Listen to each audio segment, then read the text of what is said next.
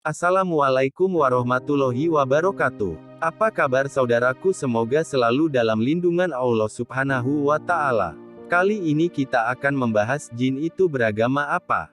Oke, mari kita simak sebagai berikut. Jin tak jauh berbeda dengan Bani Adam. Di antara mereka ada yang solih dan ada pula yang rusak lagi jahat. Seperti firman Allah Subhanahu wa Ta'ala menghikayatkan mereka. Dan sesungguhnya di antara kami ada orang-orang yang solih dan di antara kami ada pula, yang tidak demikian halnya. Adalah kami menempuh jalan yang berbeda-beda, surat Al-Jin ayat 11. Dalam ayat lain Allah Subhanahu wa Ta'ala berfirman. Dan sesungguhnya di antara kami ada orang-orang yang taat dan ada pula orang-orang yang menyimpang dari kebenaran, surat Al-Jin ayat 14. Di antara mereka ada yang kafir, jahat dan perusak, ada yang bodoh, ada yang sunni, ada golongan syiah, serta ada juga golongan sufi. Diriwayatkan dari Al-Amasi, beliau berkata, jin pernah datang menemuiku, lalu kutanya, makanan apa yang kalian sukai? Dia menjawab, nasi. Maka kubawakan nasi untuknya, dan aku melihat sesuap nasi diangkat sedang aku tidak melihat siapa-siapa. Kemudian aku bertanya, adakah di tengah-tengah kalian para pengikut hawa nafsu seperti yang ada di tengah-tengah kami? Dia menjawab, ya. Bagaimana keadaan golongan Rafidah yang ada di tengah kalian? Tanyaku. Dia menjawab, merekalah yang paling jelek di antara kami. Ibnu Katsir rahimahullahu berkata, aku perlihatkan sanad riwayat ini pada guru kami, Al-Hafiz Abul Hajjaj Al-Mizzi, dan beliau mengatakan, sanad riwayat ini sahih sampai Al-Amasi, tafsir Al-Qur petik terbalik Anul Ashim. Mendakwahi jin. Dakwah memiliki kedudukan yang sangat agung. Dakwah merupakan bagian dari kewajiban yang paling penting yang diemban kaum muslimin secara umum dan para ulama secara lebih khusus. Dakwah merupakan jalan para rasul, di mana mereka merupakan teladan dalam persoalan yang besar ini. Karena itulah Allah Subhanahu wa Ta'ala mewajibkan para ulama untuk menerangkan kebenaran dengan dalilnya dan menyeru manusia kepadanya. Sehingga keterangan itu dapat mengeluarkan mereka dari gelapnya kebodohan, dan mendorong mereka untuk melaksanakan urusan dunia dan agama sesuai dengan apa yang telah diperintahkan Allah Subhanahu wa Ta'ala. Dakwah yang diemban Nabi Shallallahu Alaihi Wasallam adalah dakwah yang universal, tidak terbatas kepada kaum tertentu tetapi untuk seluruh manusia. Bahkan kaum jin pun menjadi bagian dari sasaran dakwahnya.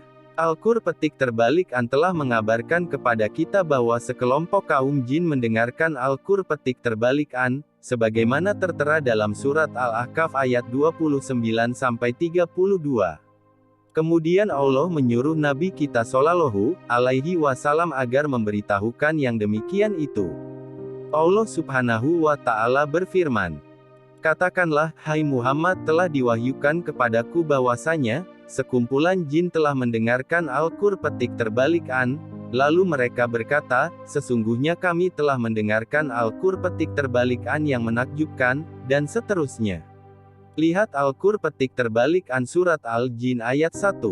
Tujuan dari itu semua adalah agar manusia mengetahui ihwal kaum jin, bahwa beliau Shallallahu Alaihi Wasallam diutus kepada segenap manusia dan jin.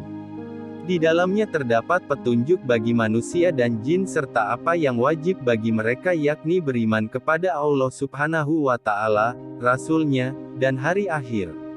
Juga taat kepada Rasul-Nya dan larangan dari melakukan kesyirikan dengan jin. Jika jin itu sebagai makhluk hidup, berakal dan dibebani perintah dan larangan, maka mereka akan mendapatkan pahala dan siksa. Bahkan karena Nabi Shallallahu Alaihi Wasallam pun diutus kepada mereka, maka wajib atas seorang muslim untuk memberlakukan di tengah-tengah mereka seperti apa yang berlaku di tengah-tengah manusia berupa amar ma'ruf nahi mungkar dan berdakwah seperti yang telah disyariatkan Allah Subhanahu wa Ta'ala dan Rasul-Nya. Juga seperti yang telah diserukan dan dilakukan Nabi Shallallahu Alaihi Wasallam atas mereka. Bila mereka menyakiti, maka hadapilah serangannya seperti saat membendung serangan manusia. Idahu ad-Dilalah fi Umumi Ar-Risalah, halaman 13 dan 16. Mendakwahi kaum jin tidaklah mengharuskan seseorang untuk terjun menyelami seluk-beluk alam dan kehidupan mereka, serta bergaul langsung dengannya. Karena semua ini tidaklah diperintahkan. Sebab, lewat majelis-majelis taklim dan kegiatan dakwah lainnya yang dilakukan di tengah-tengah manusia berarti juga telah mendakwahi mereka. Asy Syekh Mukbil bin Hadi rahimahullahu berkata, bisa jadi ada sebagian orang mengira bahwa para jin itu tidak menghadiri majelis-majelis ilmu. Ini adalah sangkaan yang keliru. Padahal tidak ada yang dapat mencegah mereka untuk menghadirinya, kecuali di antaranya ada yang mengganggu dan ada setan-setan. Maka kita katakan, "Ya Robku, aku berlindung kepada Engkau dari bisikan-bisikan setan. Dan aku berlindung pula kepada Engkau ya Robku, dari kedatangan mereka kepadaku." Surat Al-Mu petik terbalik Minun ayat 97-98. Lihat Nasihati li Ahli Sunnah Minal Jin. Wallahu a'lam bishawab. Demikian yang bisa disampaikan, maaf jika ada kekurangan atau kekeliruan, dan saya akhiri. Wassalamualaikum warahmatullahi wabarakatuh.